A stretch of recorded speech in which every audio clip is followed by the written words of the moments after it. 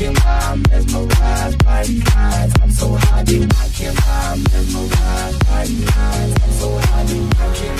Ebusia Faya mo bibia akwa babim edimoba de Nayas adult shoes so na me kai say jumadi so na follow me ewo Instagram I me IG ne so official Nayas 1 YouTube so ye Nayas 1 TV ebusia wonim say ye na de ye kan ye ho a na ye kan ye ho eno nti ebusia fo me twa me ho na makwa akofa oye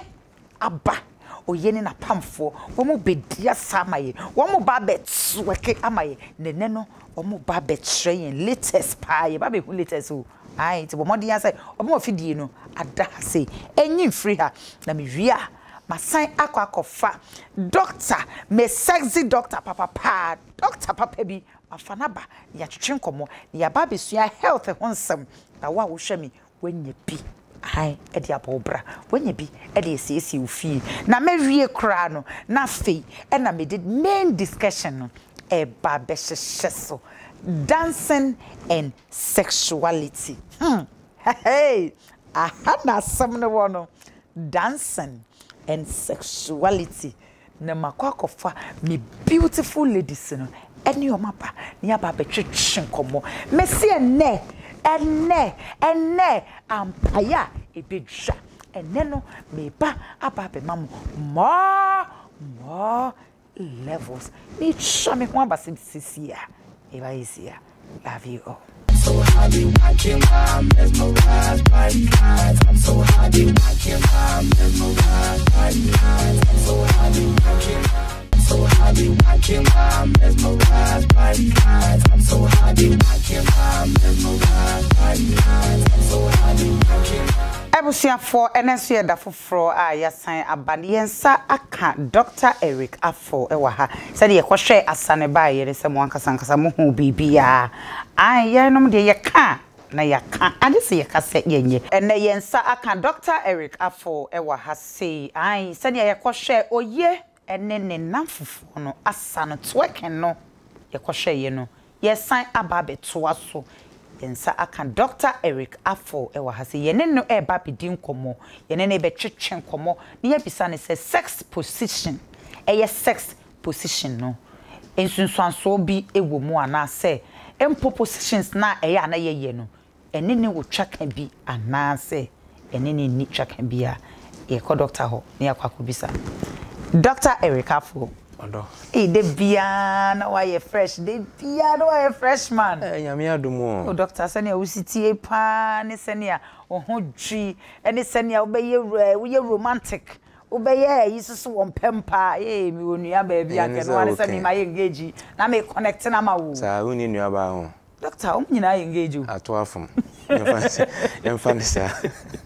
doctor me pacho ene ye topic e bibisa se sex position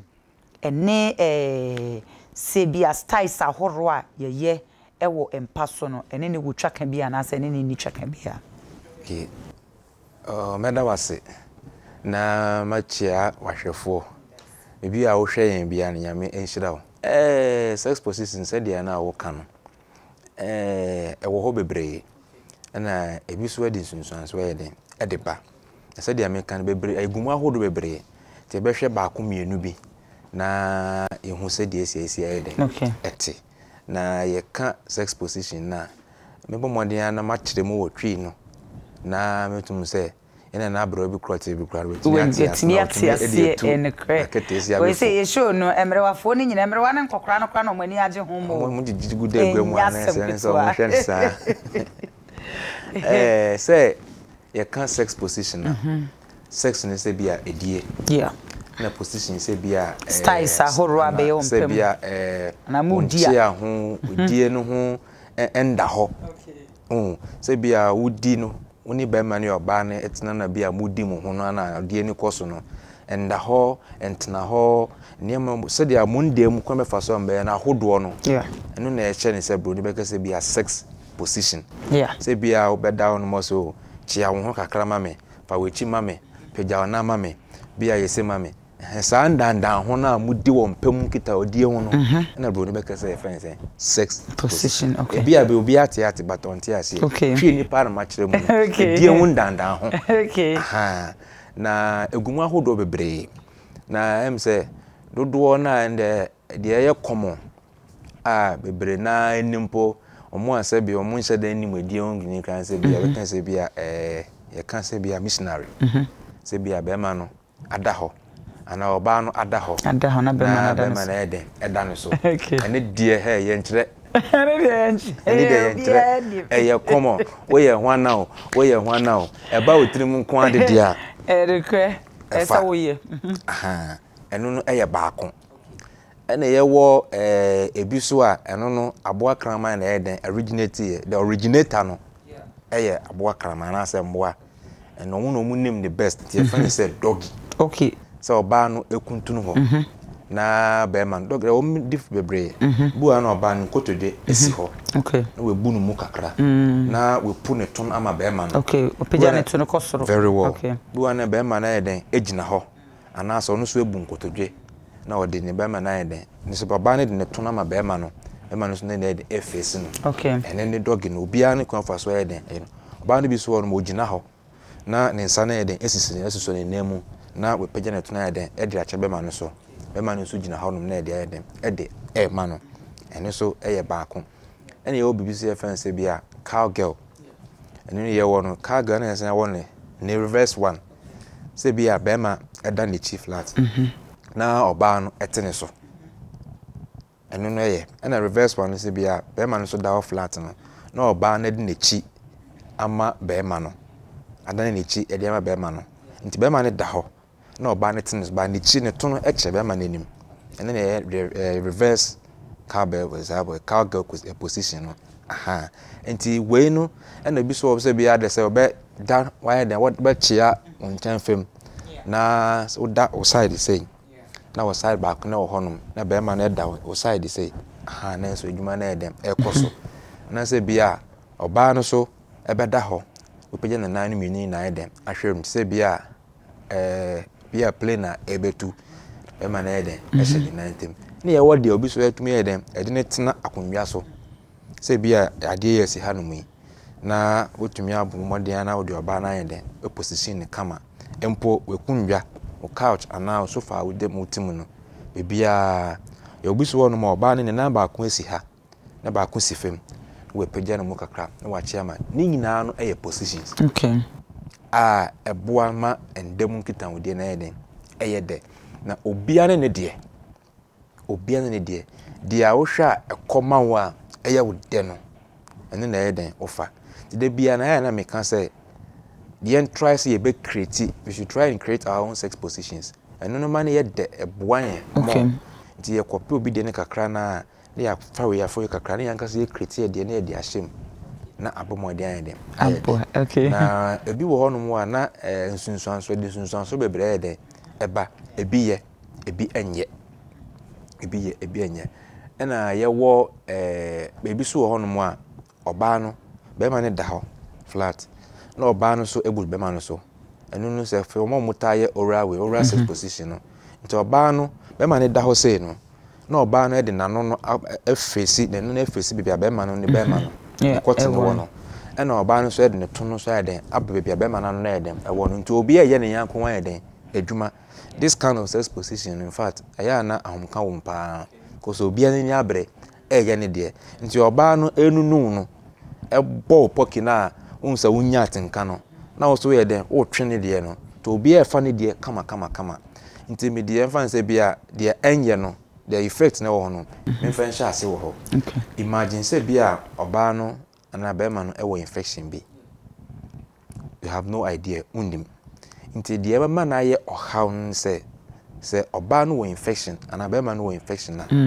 wo a wano ebo na se na wo lekene no obenya because emra ade no ekoso no nsuo bi eyeden ipedua na eyeden e release edeba ti se emwa no bi ti se bi chlamydia ada once ndi bu na se emwa ni bi efemu eba there was a study bi a mo ye in 2007 na wo US na omo study say omo ana omo ye mo de ni pattern na eyeden agina ho na omo ye no mo hu say na emba na no mo chlamydia no mo hu say be ma no omo eni no kala ne sesan yade no so o release ye no so because we ye nkwa de dia because emba no yakwaso a enso adrip fi o manse ba no in fact when am nkwehia oba bia say bia fa na ta ka say ata no ache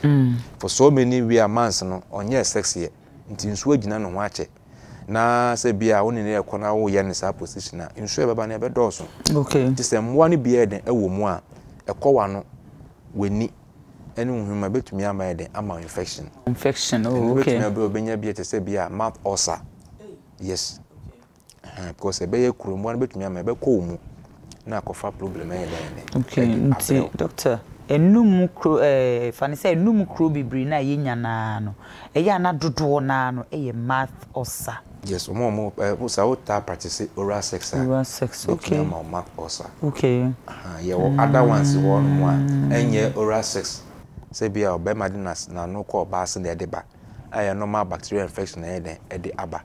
eno wo honom ba ne ye hwe oral sex a akofa sa infect na ede betumi kura lidia monya throat cancer eno nan ka me ba baby sapa okay yeah and benesa na cells no and are affected cancer is about the cells and they are affected okay the one attack cells na so they say the juma fa no entum enye nti cells no ewu na mo ponchi na afa ben se benya ekrubu na e disturb and e ba ne sa na obi dey tumi ye 2 months se betumi akoyi na yi na ade na wa na efu na kasa wan ne den nti eye oral sex, in fact, it is an American, is one of the sweetest. The best, but since so be bro, one should be at your how be bro. And it say, ya dear be or bemano, and now ban one a bit to me at your sow how at the abrel. And the FN say be a dog in so. Unse obano a butuho, no de chin bemani chair the diamond, and no banasana obana nasono. Ebieye pa nti be ma ne gina chinef na ogba in fact ekọ well say wanye careful no kwehia be ma sebe e be ma no ewa nye no do ni pesa ewa o betumi wo na che say account abetumi account wa wo de enu so ne ba ne sa na ye nya no gidigidi enye do sa dog ni gidigidi oh un say we butu no se bia na se mo ye o fan bia bia ho na ye fan this area na ugusu awo ye na bon say ho na be dry because of fan we na bon to ye ni gidigidi no betumi ama oba na eden enya cat be ma bi wo no ma I don't know say so no an be ma be brain anka say enim sex they don't know say kwan fa so any oba eden eda office bia obu ni park kino se kase o ya ade o de okay gidigidi na wonye hwe nya botre so pese bia o practice sa doggy style na enye gidigidi nya botre slowly okay na ugusu antu we ni gidigidi betumi ama oba aye den a there will be dryness along the line no nti mama we nya cat wo be ma no ko benya du se o be ma ho nti ebinum eya dryness na eba na weyi na oba na ye aleke be ma no kana ka me ba bibi sawo no so eti ekobasa na se odleke be ma na sperm na ekọ yemu no ema yemu because ye na ye na ye de hye yenum egu yenum ekobasa insunsuanso bi wo so se mwa wo mu nkwan na ye de wo mu nkwan de ye be ha ba se mwa bibi ni ma hadwin enye bibia enkoye hwe ma wo mu for aha aye de yi pa se da ne da me ka chiro se ye no ye to ye bo ase efa doctors a omunim de no ma ko school adu achiri on betena ye show no so a o chiro bibi a na wahu se o chiro bibi ama wafa na boa ene igusu a ye de Dr. Eric Afo edin komo ye twetwen komo afa sex position eho na de etoso ebiem no so we aya be ma no muntie me obi bi ba pekun se bia be ma ni gina ho watam oba na abonebo doctor I know so side infect be ni wom very well say oba no sa de ni cha be ma wanya stroke intem stroke be chew intimacy stress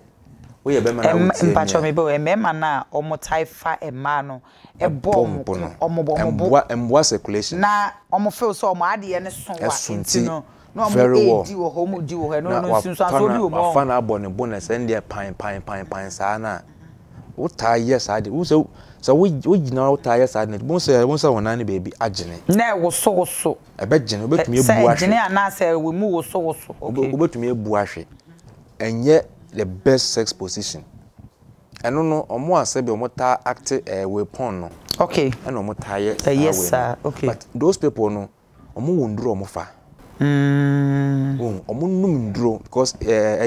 industry obi adwuma we bie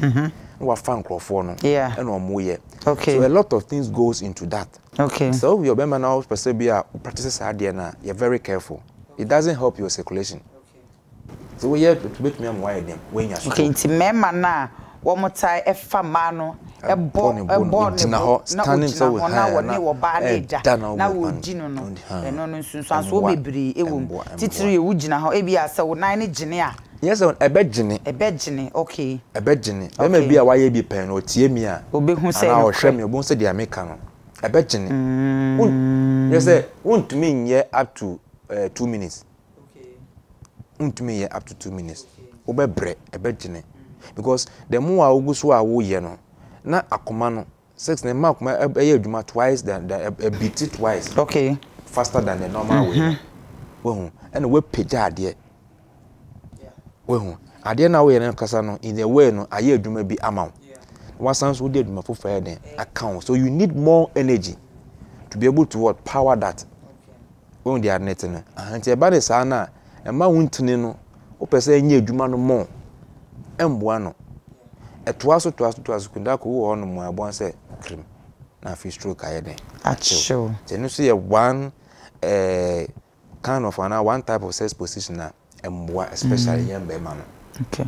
And a doctor me be so say style back ko bi ho e man ne da ho sei omo chia fa na say ye da ho sei ya na ya peja ye nan no baako na emema no na either say mo hye tokru no na mo bo pam no sideways no so na me ya kasa na me kan nti oba no ebeda ne side ni say flat say na we chia ne say ne tuna den e de ama no ai betumi ama wona mienu ni na den ada ho wa chia man na wa kasa na be man dia fauto wa peja wo to wa peja mu kakra obi ana o kwesi obi ana to no soso a o peja mu kakra mana na wetumi aye den e dia fao to wie na oda ho na so ye den anya gidigidi o kakra this one mo ya na obetumi na oda no we peja na ye den baako eno so eba ne sa na uze sex na ni na no ye ne mu jete woni na circulation na ye den mo je dia afusa ne wo ye mu nti why ne sa no there's a reverse blood flow then so a cha bon say wa fi won na ye den ye wo ya atase nti eno so no eba ne sa na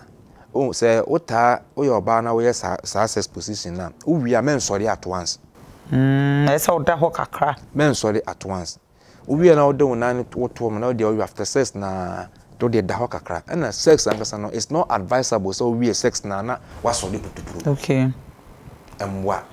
say the man bebre na ka say sperm no egu omo ho ana aso omo ho nya nyaom na e fa wo ho ne ade nto wie na at once na say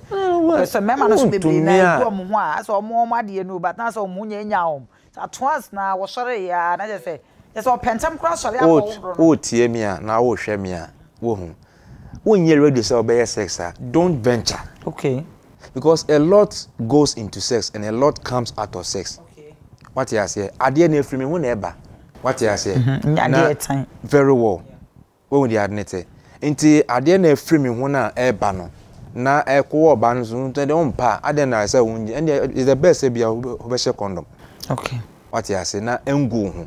enya ade bia egu hu a kese bia ebe ka wo honam no nti o sorry prekopa na ya wo time e ma ne nya wo time ekusu ayesua de enche bia ye de komo twetwe no ebeba ewieye doctor ya cancer mu de bia so ye cancer nyese ye kasasa keku ye kire niema because enipa bibiri na be 90% ye kire esenka ye san eko school ni ekosua sa na ye ma we nyina enso so eja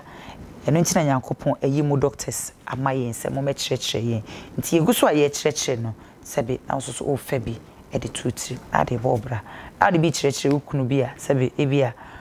one jindi and as a one baby chichi bi ma me what na dachi isusu so bone ba se wantie de ye kan ya okofa ba e ba be ye wo so oba no okofa ba be ma no so e bi be no ti Nyankopon hira doctor Mr. Onsema ya kan nyina o final ways famaye na uwia na mpacho telephone number ne di hia me pa isanse nkofo frefre me disturb me too much to telephone number and our location but they can't boni nyina atofa e man yansa ni wafutu. Okay, dia mechanic say baby a wo hwe me bia no na baby a wo tie mechanic say sex position no eboa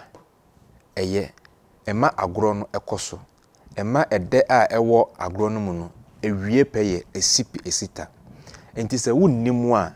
pomodin na eden sua bi pe bi na nya ade bi a eyehu pomodin na wankasa wo ho no mu a try say wankasa no be create wo de be form wo de have your own way of what creating your own sexual position and a sex position na embo a wo ne oba no se wo be ma no na wunnim na oba na nnimu a nya bo na kire no okay enye ntokwa so oba no so no ni be ma no so nnimu a kire no de bia no yensu a be ma no so oba na kire ma nka ntense wasai oba no be ma no so kire ma nka ntense na okohia oba bi na wa kire nton de ba ye yi sa adwene ye dem efi wutrim opese anya wo dent na ye dem ode aba no ye yesa ade we na ebe boa yankasa ya setena ene ama ye die abrabo no na ya wade ne yempenatwe no aye kama ne aye akondo ede amaye enti we nim se me boni na atofa meka me die esi se bia opese woni me ntwetwe nkomo mfa ade bia efa ede woni we ni so a wo frame a meje wo so na de wo bia metumi ede aboa 0546 834164 0546 834164 sorry midin Dr. Mpacho o number ndi hia me sansi su last one ba me 0546 834164 oko Facebook a me wo ho Apostle Eric Afo Mensa APS apostle na me twa ne short AP that is my office as an apostle APS Eric Afo Mensa Instagram the same thing Twitter the same thing me na man na media twana and now so WhatsApp into we send ya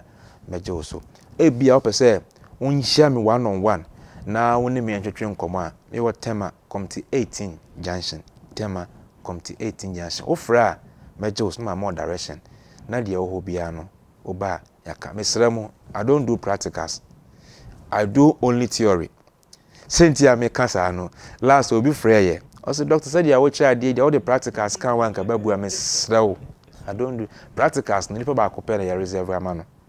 apart from no enko obi a hobiem dia kan na eye theory nyame enhira enhira mu nyina Dr. Nyankopon enhira papa pasaye to nsafrewa obaye Nyankopon enhira pa ebusiafo aha na emre ne be makwan na ye ja doctor eye Eric Afo ekwan Nyankopon enhira no pa efa edri ye to yensa afremi amade nyina mi sweetheart mi superstar ba kope oye amana ba bidiasa enyi wafidie emfiri hono etwa ye ho abasisia ye ba ne yakwa akohwe oye amisham ye basisia So happy watching my mesmerized by the eyes. I'm so happy watching my mesmerized by the eyes. I'm so happy watching. So happy watching my mesmerized by the eyes. I'm so happy.